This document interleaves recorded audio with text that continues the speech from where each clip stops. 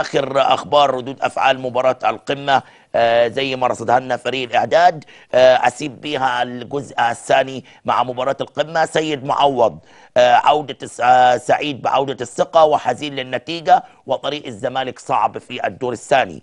بركات بيقول لحسام ابراهيم اللي بيتكلم كتير بيغلط كتير واحنا مش بنرغي زي ناس تانيه. محمد شوقي سأرحل إذ لم أشارك في المباريات، ده عقب المباراة. مفاوضات أهلوية لضم حسني عبد ربه بداية الموسم واقترب حسني جدا.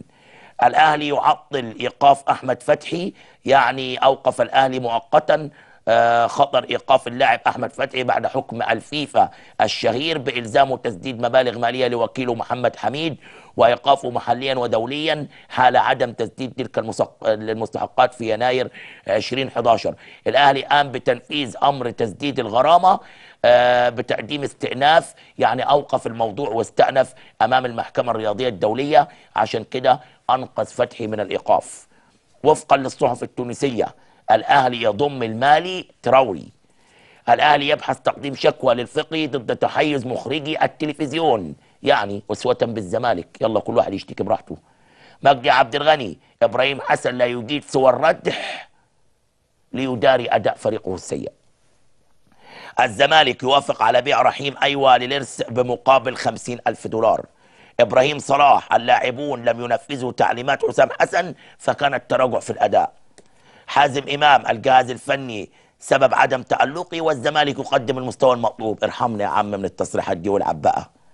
يونس أتمنى أن يوافق الزمالك على رحيلي محمد يونس ب 500,000 جنيه، يعني ده كلام قاله محمد يونس بعد جلسته مع الدكتور أشرف صبحي مسؤول التسويق في نادي الزمالك.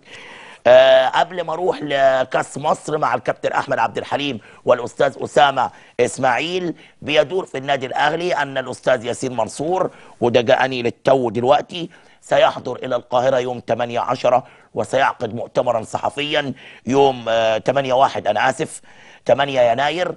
سيعود الى القاهره، هو دلوقتي مسافر، وانه سيعقد مؤتمر صحفيا يوم 10 يناير للرد على بعض التساؤلات بشان ما يدور في الاونه الاخيره عن تخلي ياسين منصور عن النادي الاهلي.